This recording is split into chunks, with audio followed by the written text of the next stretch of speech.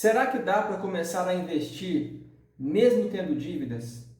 Meu nome é Rafael Recidive, seja bem-vindo a esse vídeo. Eu sou especialista em clareza financeira. Estou aqui para ajudar você a viver em paz com as suas finanças. E no vídeo de hoje eu quero te falar aqui 5 passos para você começar a investir mesmo tendo dívidas. E para a gente entrar no nosso assunto, primeiro eu quero explicar um pouco do porquê que você deve investir ou fazer uma reserva financeira mesmo tendo dívidas. Porque assim, isso parece loucura, ou pode parecer, pô, o cara está ensinando os outros a serem mau caráter, né? Porque está devendo, mas tem que investir. Não é sobre isso, tá? É sobre não precisar de fazer novas dívidas ou arrumar novos problemas financeiros em função da ausência de reserva financeira. É sobre começar a viver uma vida, respirar um pouco e criar uma reserva financeira que permite, inclusive, você resolver as dívidas da forma adequada.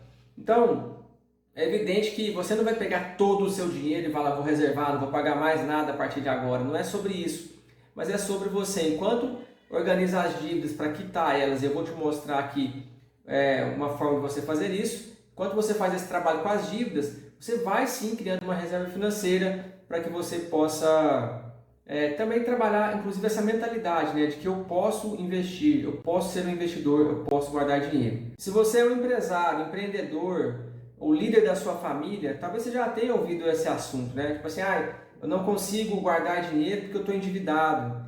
Então, será que isso é mesmo verdade? Antes da gente responder essa pergunta e seguir para entregar para você o que eu trouxe como promessa aqui para esse vídeo, eu quero primeiro pensar com você, o que são reservas financeiras, né? Será que reserva financeira é acumular um dinheiro numa conta? Provavelmente sim, essa é a parte matemática da coisa. Então, se você tem 100 mil reais num CDB, por exemplo, né, num tipo de investimento, você vai ter uma reserva financeira. No entanto, a reserva financeira ela é muito mais do que isso. Uma reserva financeira significa tranquilidade, significa eu sou dono do meu dinheiro, significa eu consigo poupar, significa eu tenho dinheiro para imprevistos, significa que eu estou em paz com as finanças porque eu criei uma reserva financeira. Entende? Então é preciso a gente ir um pouco além do número, né? Para entender que a reserva financeira é muito mais sobre isso. A reserva financeira ela é inclusive essa identidade, né? Do eu sou investidor. É muito simples, se você não está investindo o seu dinheiro ainda, você quer se tornar um investidor e trabalhar essa identidade do investidor, você vai simplesmente pegar os 100 reais, comprar um fundo imobiliário, colocar no CDB, qualquer coisa que seja, e você vai poder falar a partir desse momento, eu sou investidor, porque você vai ter um investimento. Esse é o primeiro passo, trabalhar essa identidade é o primeiro passo para que você consiga se livrar das dívidas e se tornar um investidor. E as dívidas? Dívidas são consequências negativas de atitudes incorretas, consequências negativas de crenças, de formas de pensamento, né? A forma como eu penso. A dívida muitas vezes ela representa uma dor. Quando a gente faz um trabalho de planejamento da vida, né? E o meu trabalho é muito focado na vida, porque dinheiro não faz sentido, o que faz sentido é a vida, é o como eu estou vivendo a vida, como eu quero viver a minha vida. Quando a gente faz um trabalho, olha que diferença que é isso daqui, ó. No trabalho das finanças tradicionais, que a maioria das pessoas fazem, quando você pensa em dívida, você está pensando no valor da dívida, na taxa de juros da dívida. Quando você foca na pessoa, naquilo que ela está sentindo e no planejamento da vida, você vai procurar a dor que está por trás daquela dívida, entende? Muitas vezes é uma dor emocional, alguma memória menos que positiva relacionada a dinheiro, que fez a pessoa tomar atitudes incorretas e aí fez ela entrar nesse processo de endividamento. Então entenda que a dívida, por mais que ela represente um número, e aí a gente tem vários tipos de dívida, né? Temos aí os empréstimos pessoais, temos o cheque especial, o cartão de crédito, que é o mais comum, temos dívidas de vários tipos, mas por trás dessa dívida existe um ser humano, uma pessoa que, por alguma dor que ela sofreu em algum momento da vida, fez ela criar essa situação. Então no processo de clareza financeira, que é o que eu estou te ensinando aqui, você vai olhar para esses números das dívidas, olhar para os extratos, mas você vai procurar, a partir desses números, o que é que está por trás disso? Qual é a forma de pensar que fez eu criar essa situação e o que tem em mim que eu preciso resolver para melhorar isso a partir de agora. E E aí quando você começa a mudar a sua conduta numa nova direção, você vai percebendo novos resultados, vai criando novos estímulos e vai resolvendo isso daí passo a passo. E por mais maluco que possa parecer, existem os benefícios da dívida, tá? Quando eu estou falando de benefício de dívida, eu estou falando da dívida, aquela que você não está pagando mais, né? Porque você tem um financiamento de uma casa, um financiamento de um carro, um empréstimo que você fez para resolver determinada situação, isso aí eu posso citar vários benefícios, porque a dívida, ela não é, assim, um empréstimo, um financiamento não é necessariamente uma coisa só ruim. Pode ser usado de forma planejada e pode sim te ajudar a realizar os seus sonhos. Mas a dívida em si, que parece que não tem nada de bom na dívida, né? Rafael, eu estou perdendo sono com esse negócio, eu não estou dando conta. É preciso entender que tem um ganho secundário nisso daí. Se a pessoa não tiver um ganho secundário naquilo que ela está vivendo hoje, ela sai dessa situação assim, ó, muito mais rápido. Mas você pode olhar para isso e entender, peraí, qual é o ganho secundário que eu estou tendo com essa dívida? Pode ser ficar na zona de conforto, que por mais desconfortável que seja, é o que eu estou acostumado. Pode ser agradar o papai e a mamãe, alguma coisa nesse sentido, né? Tipo assim, dessa forma eu fico nesse lugar diferindo do papai e da mamãe, mesmo sendo adulto. Entendeu? Então tem vários benefícios que a gente pode ter arrumando uma dívida, um problema, que nos levam a isso. Quando a gente fala de família, por exemplo, dependência emocional, né? Eu crio um problema porque o meu pai vai me prestar um dinheiro, crio um problema para minha mãe me prestar um dinheiro. Então a dependência emocional é muito séria também, a gente precisa olhar para isso. Então são várias as coisas que estão por trás do endividamento e é isso que eu estou trazendo para você refletir aqui, para você olhar para si, né, e pensar o que tem a ver comigo. E essa questão de criar uma reserva financeira, mesmo tendo dívidas, também é muito importante, porque você vai ficar blindado contra novos problemas e principalmente quando a gente pensa na família, né, se você é líder da família, você pode gastar muito do seu tempo correndo atrás do prejuízo, né? Ou correndo atrás de mais dinheiro, enfim, dedicando toda a sua vida para isso, e isso pode prejudicar os seus relacionamentos, pode prejudicar a sua vida com seus filhos, pode te impedir de ver os seus filhos crescerem, então pode trazer inúmeros problemas para dentro da sua casa, certo? Por isso que é importante você sempre pensar nessa questão de como eu posso trabalhar essa questão da reserva financeira na minha vida, mesmo que eu tenha débitos e coisas para resolver, tá? Quando a gente fala desse assunto, não tem como a gente deixar de falar das diferenças da mentalidade, né, do endividado com o investidor.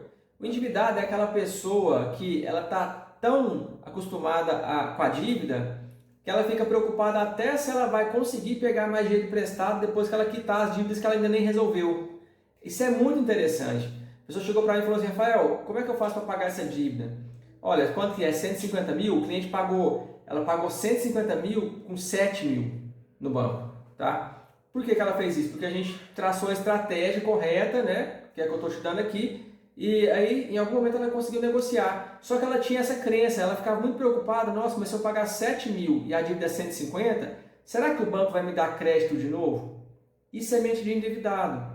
Nem resolveu o problema ainda, já está pensando como é que eu vou fazer para pegar um empréstimo de novo e fazer uma nova dívida. Entende? O investidor não, o investidor não está pensando na dívida, ele não está pensando assim, eu vou precisar de fazer dívida, ele não está preocupado com isso, ele não está preocupado se o banco vai dar crédito ou não, ele está simplesmente cuidando daquilo que tem que ser cuidado e está tendo resultados positivos, inclusive tem crédito à vontade. Por exemplo, como eu faço um trabalho do meu score de crédito, a minha reputação no mercado há muito tempo, um trabalho muito correto assim com as minhas finanças, eu tenho muito mais crédito do que eu preciso, do que eu uso, e essa é a mentalidade do investidor. Assim, eu tenho crédito disponível, mas eu não uso todo o crédito que eu tenho. Por quê? Porque eu não vou me enfiar no problema. Então, você começar a olhar para essas coisas que você pensa sobre dívida, sobre dinheiro, é muito importante para saber se você está com mentalidade de endividado ou com mentalidade do investidor, se você está mudando a sua forma de pensar, porque mudando a sua forma de pensar, você vai mudar aquilo que você sente, vai mudar as suas atitudes e você vai mudando os seus resultados ao longo do tempo. Agora, eu compreendo que talvez você tenha esse pensamento ainda de escassez ou de dívida, esteja vivendo essa situação. Isso é plenamente aceitável, né? Por quê? Porque você não foi ensinado, talvez foi ensinado da forma correta, enfim, a gente não foi ensinado sobre isso. E é por isso que a gente traz isso aqui para cá, né? A gente traz para a nossa vida adulta essa situação. No entanto, agora você já viu o que eu falei aqui e vai ver essa aula toda. Então, não tem como desver mais algo, entende? E quando a gente tem um conhecimento, a gente ganha um poder e também uma responsabilidade. Então agora eu preciso aplicar o que eu estou te mostrando aqui para que você tenha uma nova vida a partir desse instante. Se você começar a atingir esses resultados de eliminar dívidas enquanto investe, você precisa de trabalhar esses pilares, né? Que é a mentalidade, como você pensa, já te falei aqui que você pode mudar a forma que você pensa e como fazer isso, né? Uma ideia de mentalidade de devedor e investidor. Você precisa de melhorar a gestão. Então, gente, não é assim, eu estou me sentindo mal, Rafael, então eu não vou fazer a planilha, ou eu não vou participar da reunião, ou eu não vou fazer a clareza financeira, né? Que inclusive eu vou te dar uma planilha gratuita aqui ao final, se você quiser, para fazer o início do processo de clareza financeira. Não é isso, sabe? Assim, eu decido.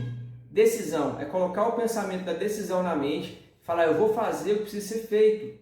Porque se a gente ficar à mercê do que está sentindo, um dia está se sentindo bem, um dia está se sentindo mal, um dia está isso, um dia está aquilo, vai aparecer uma pessoa para atrapalhar, eu estou trabalhando em casa e aí tem um bebê ali que vai chorar, vai fazer barulho, então eu vou fazer vídeo. Então a gente começa a entrar num monte de justificativa simplesmente porque tem a crença que eu não posso fazer, porque se eu fizer eu vou ter dinheiro e aí eu não quero esse negócio. Você está entendendo?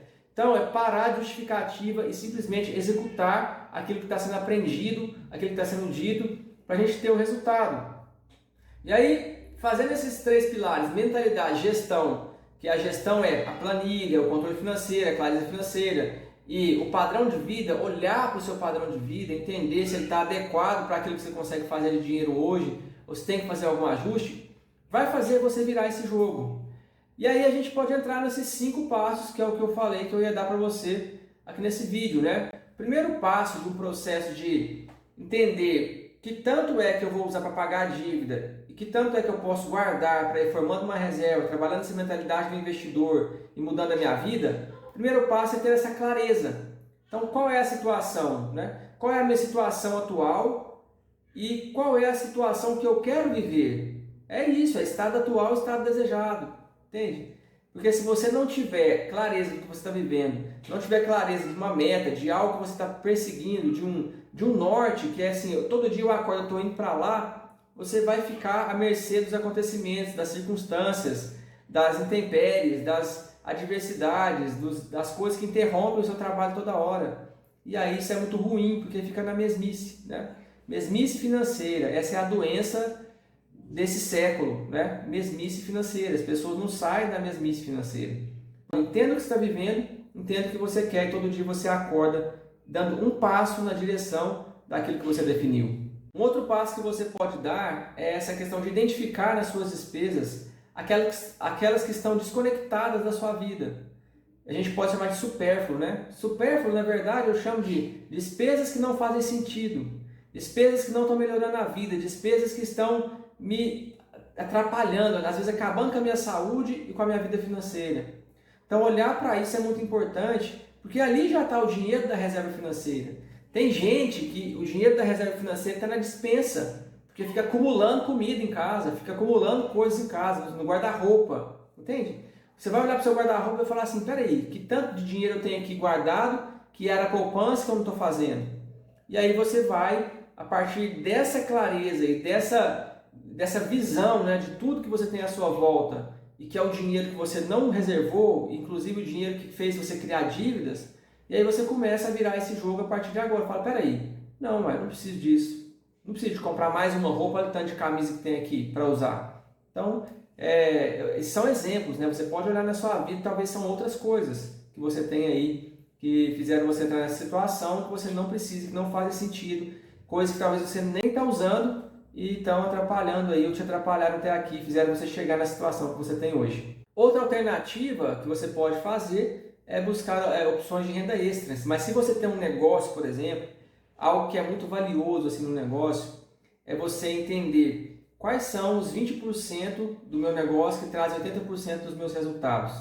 Qual serviço que dá isso, né? O serviço que dá menos trabalho e mais retorno, ou o produto que eu vendo que dá menos trabalho e mais retorno. Quando você olhar para isso, você vai falar, uau, eu estou focando em vender coisas que dão muito trabalho e pouco retorno. E aí você põe energia naquilo que vende mais fácil, que dá mais resultado com menos esforço. E não é só isso. Olhando para dentro do seu negócio, se você se perguntar qual é a origem do cliente, né? E de onde é que está o cliente mais fácil.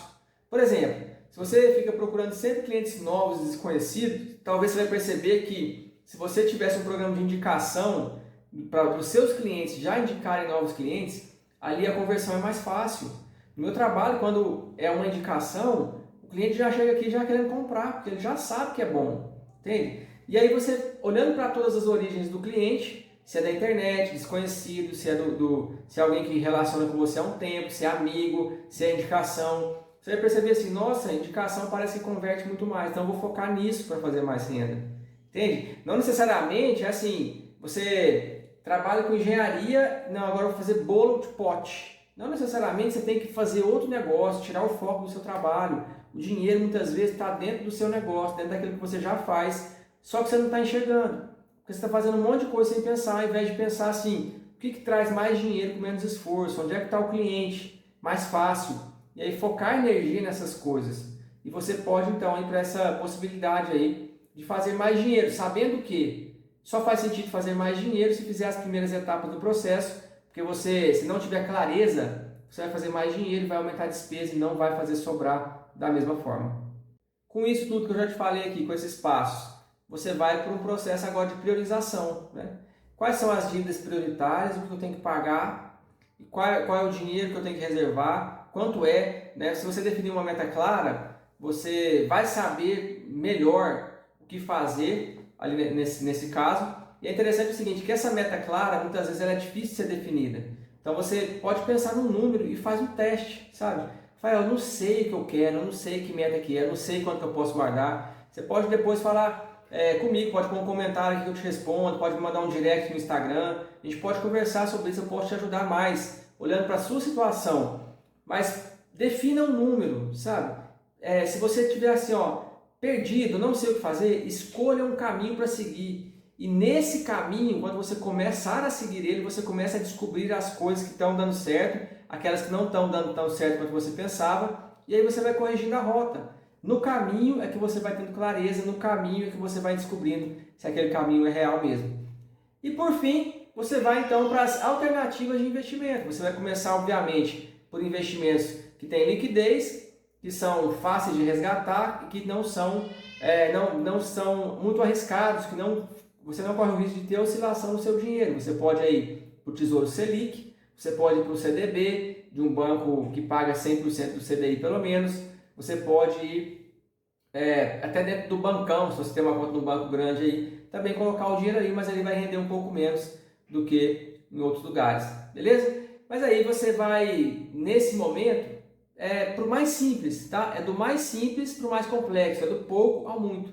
Coloca o dinheiro no CDB, que é simples, coloca o dinheiro na caixinha do Nubank, coloca o dinheiro nesse tipo de investimento e depois você vai, à medida que você vai aprendendo, você vai vendo seu dinheiro crescer, você vai se estimulando, você vai percebendo que você pode sim ser um investidor a partir de agora, você então vai estudando um pouco mais, vai participando, vendo novos vídeos, vai falando comigo para eu gravar conteúdo para você, para eu te ensinar e a gente está junto nessa jornada aí de clareza financeira, nessa jornada de viver em paz com as finanças. E isso aconteceu comigo, né? Essa questão de onde é que eu vou investir, mesmo já tendo sido gerente do banco, era gerente de banco de varejo, eu não trabalhava muito com investimentos.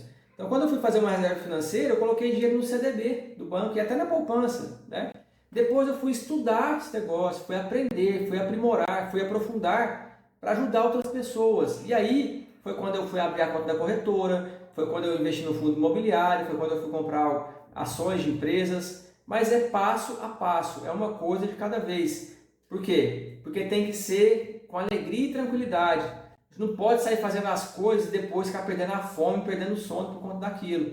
Então, dá um passo, vê o que acontece, deu certo? Próximo passo, vê o que acontece, deu certo? Próximo passo, ok? Eu espero que esse conteúdo tenha feito sentido para você. Já espero o seu comentário aqui para me dizer o que fez mais sentido para você nessa aula.